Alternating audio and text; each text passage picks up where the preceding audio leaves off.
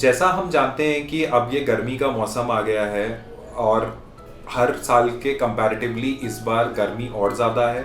जहाँ पे हमारा जो गर्मी का स्तर जो सबसे ज़्यादा होता था वो हम मई जून के महीने में मानते थे, वो इस बार मार्च अप्रैल में भी देखने को मिल रहा है। अब अगर हम बात करें कि ऐसा क्यों हो रहा है, इसका क्या बचाव है और आपको क्या प्रिकॉशंस रखने हैं इस चीज़ के लिए, तो देखिए जैसे हम देख रहे हैं कि ये क्यों इस तरह हर साल हो रहा है कि गर्मी बढ़ती जा रही है, तो इसका रीज़न ग्लोबल वार्मिंग है। आप और हम लोग रिस्पॉन्सिबल हैं इस चीज़ के लिए। अर्बनाइजेशन हो रहा है, ग्रीनरी और ये सब कम होती जा रही है, पेड़ लोग काट रहे हैं जिसकी वजह से हीट बढ़ रही है। दूसरी चीज़ अगर हम बात करें एज इंडिविजुअल कि हमें इससे क्या क्या नुकसान है, देखिए अगर गर्मी बढ़ेगी, हम लोग सब काम पे बाहर जाते हैं जिसमें बहुत चांसेस होते हैं हीट स्ट्रोक होने के।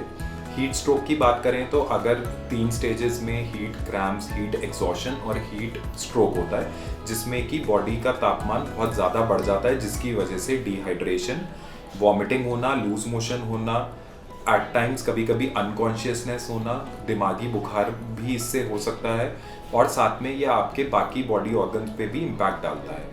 हीट स्ट्रोक इम्पैक्ट इतना सीवियर भी हो सकता है कि उसमें आपको हॉस्पिटलाइजेशन की ज़रूरत पड़ती है और कभी कभी एन्यूरिया मतलब पेशाब भी रुक जाता है, जिसको हम सीवियर डिहाइड्रेशन स्टेट बोलते हैं। अगर इसकी बचाव की बात करें तो हमें अपना हाइड्रेशन प्रॉपर रखना है, पानी का इंटेक एडुकेट होना चाहिए, आपकी डाइट टाइम पे होनी चाहिए। जो बच्चे स्कूल जाते हैं उनको स्कूल में और वैसे ध्यान देना चाहिए कि कोई भी आउटसोर्स या आउटसाइड जो पीरियड्स होते हैं खेलने के, वो उस समय नहीं होने चाहिए और उस टाइम पे नहीं रखना चाहिए। और जो लोग बाहर धूप में निकल रहे हैं वो छाते का प्रयोग करें, फुल स्लीव्स कपड़े पहने, जिससे कि एटलीस्ट स्किन रिलेटेड भी जो इश्यूज हैं वो भी कम हो। और इन सब से ऊपर आपका हाइड्रेशन इंपॉर्टेंट है। अगर आपको इस तरह के कोई भी सिम्टम्स अगर इनिशियल लेवल पे भी डेवलप होते हैं तो उसको इग्नोर मत करिए। खाने से रिलेटेड बहुत सारे पेट के इन्फेक्शन भी गर्मी में पाए जाते हैं। खाना खराब हो जाता है या टाइम से नहीं खा रहे या खराब खाने की वजह से, जिसको हम बोलते हैं एंट्राइटिस, टाइफाइड होना, इंटेस्टाइन इन्फेक्शन होना, तो ये सारी दिक्कत भी होने की पॉसिबिलिटी होती है।